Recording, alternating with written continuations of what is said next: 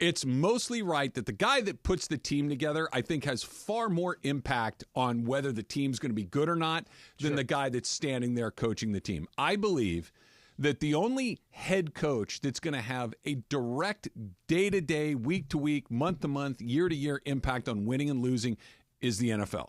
They're so deeply involved. You see it with a guy like Sean McVay, who just shows up and they win right away. You see it with a guy like Andy Reid. Everywhere they go, they're good. That's not just a coincidence. Basketball and baseball are far more reliant on whether or not you have good players than it is anything else. I'm with Charles on that if the team underperforms, more than likely it's a function of the players not being good enough and a bad mix of a roster. I'm with you. Darvin, I think, is the exception to the rule. The reason the Lakers are out so early isn't because the Lakers are a trash team, like he said. I don't think that they are a trash team. I don't think that they stink. They're not one of the best teams, but they don't stink. The reason they're out, what is today? On May 2nd, they were out a couple of days ago, is because they had to play the Nuggets. And the reason they had to play the Nuggets is because they finished in that no man's land in the Western Conference, which is 7 through 10, which means you got to go through. You can't take the risk. I know Mace was saying, lay down, play Sacramento, dodge the Nuggets. You can't really take the chance of not making it all. You have to take your best shot in these play-ins. And the way it shook out is you had to play the second seed, which was the Nuggets, which I think we all agree is the best team. The reason you're in the 7th spot is because you didn't put your best lineup out there for 50 games. And it wasn't like you kept trying things, just trying to find. The same lineup that got you to the Western Conference Finals was available to you the entire time, and you let 50 games go off the board before you put it back in. And the second you did, what happened? You started winning all over again. I'm with him. The general manager, the owner, the players, they all share in this. But in this particular specific incident, I should say, I think that Darvin Ham does have a ton of culpability in why the Lakers are out as early as they are. Let's use the other coach. Let's use Vogel as an example. Should Vogel be fired as the Suns coach? I don't think so. I don't think so either. Here's the problem, and he's not wrong that when you fire a head coach, it's not as easy as everything's going to change because that coach is the difference and the reason why we're eliminated out. Darvin Ham doesn't control D'Angelo Russell's postseason success. He doesn't control Rui Hachimura getting a $17 million a year, and what he was doing on the floor in the playoffs. Clearly, that didn't justify it, even though he was pretty good in the regular season. Some of the pieces that I think the Lakers went and spent their money on this offseason, Gabe Vincent clearly wasn't there, wasn't available. Jared Vanderbilt. Darvin Ham can't control that. But this is a question I think you got to ask if you're the Lakers. Where I think Charles Barkley is wrong is I think he's also making it sound like coaches don't matter. I think they matter. Did Darvin Ham get the absolute best out of the Lakers? I don't believe so.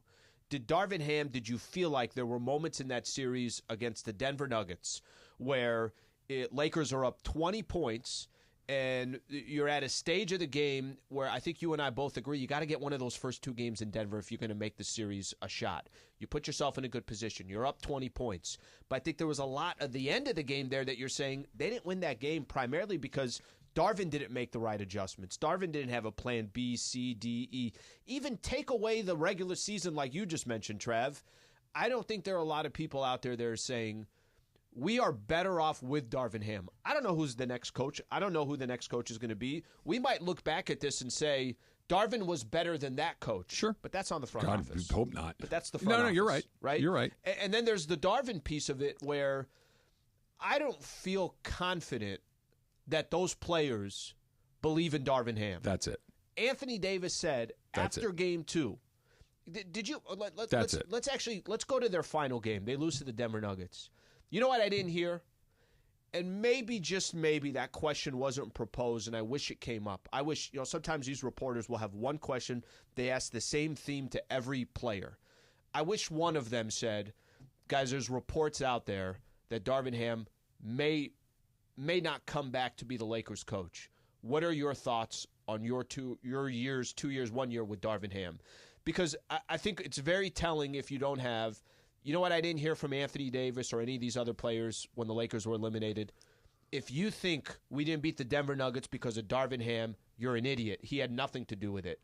I didn't feel like there was that support from the players. You don't have to be, Phil Jackson or Greg Popovich or Eric Spoelstra to understand the mistakes that were made are not super intricate inside basketball stuff. Like you're right. If guys just aren't making shots, what's he supposed to do? Make more shots? Okay, Anthony Davis gets bumped and is ineffective. Can't do anything about that. You can't do anything about that. Putting your best lineup out there sooner, coach has direct impact on that. When your best player or your second best player, however you want to call AD, says, we don't even know what we're doing half the time. There you go.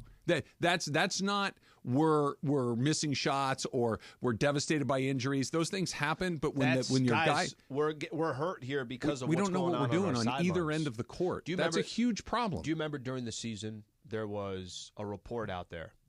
I think it was like 6 sources that there are players that are not jiving what's going on with the coaching staff. When they benched Reeves, mostly. That to me is the most.